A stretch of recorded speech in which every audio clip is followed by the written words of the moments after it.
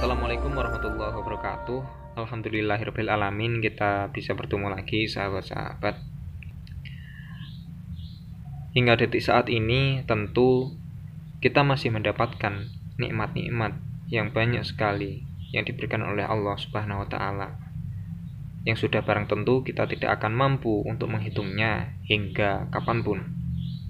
Namun yang harus lebih kita syukuri adalah bahwa Allah tidak menuntut kita untuk mengembalikan nikmat-nikmat yang telah kita peroleh itu. Oleh karenanya, marilah kita haturkan rasa syukur kita dengan ucapan bilisan Alhamdulillahirabbil alamin. Semoga kita tergolong sebagai hamba yang pandai bersyukur. Amin. Berbicara mengenai rezeki yang halal tentu sudah menjadi harapan dan dambaan kita sebagai setiap muslim. Namun, ada kalanya mungkin di antara kita sering menerima atau menghadapi cobaan ketika berusaha mencari rezeki yang halal tersebut.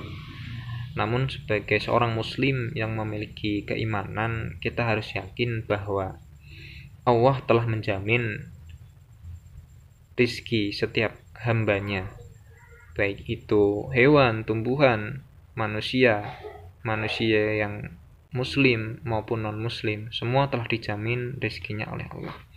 Nah, yang perlu menjadi catatan bagi saya dan sahabat-sahabat sekalian adalah bagaimana usaha ikhtiar kita mencari dan membawa pulang rezeki yang sudah dijamin dan yang telah diberikan oleh Allah tersebut.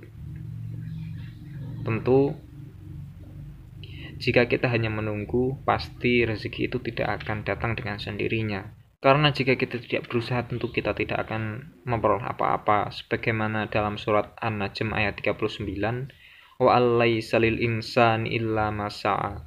Dan bahwasannya seorang manusia tiada memperoleh selain apapun yang telah diusahakannya. Nah, tentu apabila kita berusaha dengan sungguh-sungguh, bekerja keras, bekerja dengan giat untuk memperoleh rezeki yang halal, tentunya akan membawa keutamaan-keutamaan yang banyak sekali. Di antara keutamaan mencari rezeki yang halal adalah yang pertama, rezeki yang halal itu membawa keberkahan. Dalam sebuah hadis Rasulullah SAW bersabda, saya akan bacakan ya. An Abdillahil Harisi, an Hakim ibni Hizam, anna Rasulullah SAW qol al-bay'ani bil hiyar ma lam yaftariqa fa in sadaqa wa bayna burika lahuma fi bay'ihima wa in katama wa kadzaba muhiqatil barakatu min bay'ihima. Dari Hakim bin Hizam radhiyallahu an, dari Nabi Muhammad SAW, beliau bersabda, dua orang penjual dan pembeli boleh melakukan khiyar selama keduanya belum berpisah. Jika keduanya benar atau jujur dan melaksanakan dan menjelaskan keadaan barang yang diperjualbelikan, maka keduanya akan diberikan keberkahan dalam jual belinya.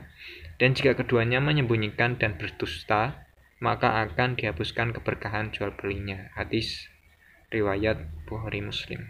Menurut saya pribadi, berkah tidak hanya bisa dilihat sebagai materi yang banyak, namun keberkahan adalah bagaimana Allah mencukupi kebutuhan kita di saat kita membutuhkan. Walaupun mungkin di hari ini kita mendapatkan uang atau materi yang sedikit, namun siapa tahu ketika kita membutuhkan sesuatu, Allah memberi dengan jalan yang tiada kita sangka-sangka. Kemudian yang kedua, mencari rezeki yang halal adalah suatu kewajiban yang diperintahkan oleh Allah. Sebagaimana yang telah dijelaskan dalam Quran atau Ubah ayat 105, yang artinya, dan katakanlah, bekerjalah kamu, maka Allah akan melihat pekerjaanmu. Begitu juga Rasulnya dan orang-orang mukmin. Dan kamu akan dikembalikan kepada Allah yang mengetahui yang gaib dan yang nyata. Lalu diberitakannya kepadamu apa yang telah kamu kerjakan. Nah, jadi kita diwajibkan untuk bekerja keras mencari rezeki yang halal. Karena Allah itu maha mengetahui yang gaib dan yang nyata. Oleh karena itu, bekerjalah dengan sungguh-sungguh, jangan sampai kita melakukan tipu daya atau kebohongan dalam transaksi jual beli, karena Allah maha mengetahui. Kemudian, keutamaan yang ketiga adalah menggugurkan dosa. Orang yang ikhlas bekerja akan mendapatkan ampunan dosa dari Allah Subhanahu wa taala. Dalam sebuah hadis diriwayatkan, man amsa kalan min amaliyatihi amsa mafuron lah. Siapa yang sore hari duduk kelelahan lantaran pekerjaan yang telah dilakukannya, maka ia dapatkan sore hari tersebut dosa-dosanya diampuni oleh Allah Ta'ala. Hadis riwayat Tabrani. Kemudian keutamaan mencari rezeki yang halal selanjutnya adalah menggugurkan dosa-dosa yang tidak dapat diampuni dengan sholat, puasa, haji, dan umroh. Seperti yang telah diriwayatkan dalam satu hadis, inna minadz-dzunubi ladzunuba la tukaffiruha sholatu walasyamu wal haju wal umratu. Qala wama tukaffiruha ya Rasulullah?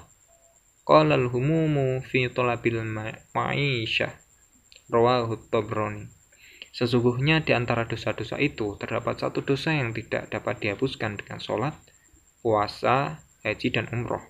Kemudian sahabat bertanya, apa yang dapat menghapuskannya wahai Rasulullah? Beliau menjawab, semangat dalam mencari rezeki. Hadis riwayat Tabrani. Selanjutnya yaitu mendapatkan cinta Allah. Dalam sebuah hadis diriwayatkan, innallaha yuhibbul mu'minul muhtarif.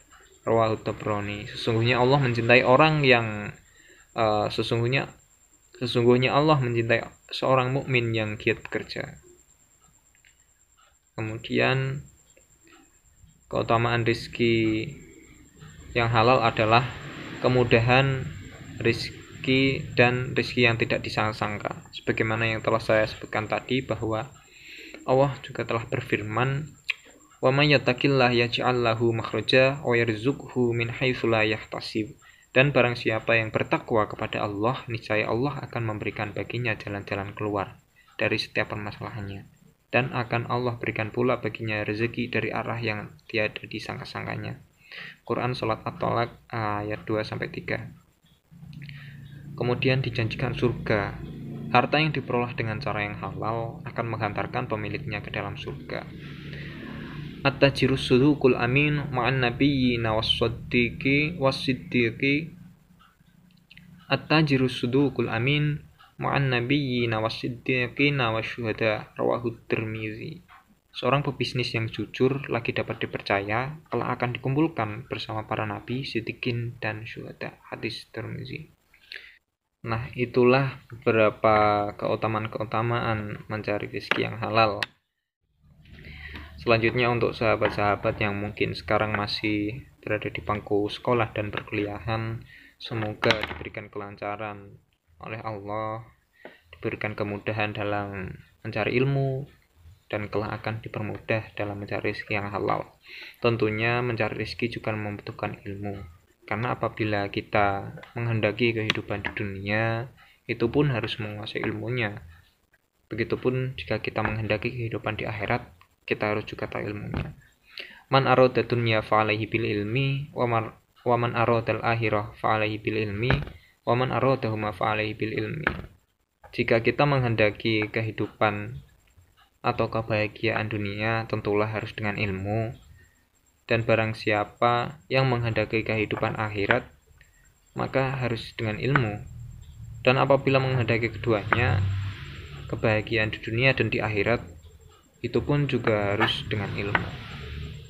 Maka dari itu, marilah kita berikhtiar, sama-sama berdoa, semoga kita diberikan kemudahan oleh Allah untuk mencari dan menggapai rezeki yang halal untuk diri kita dan juga keluarga kita, sehingga mencapai ridho Allah Subhanahu wa taala.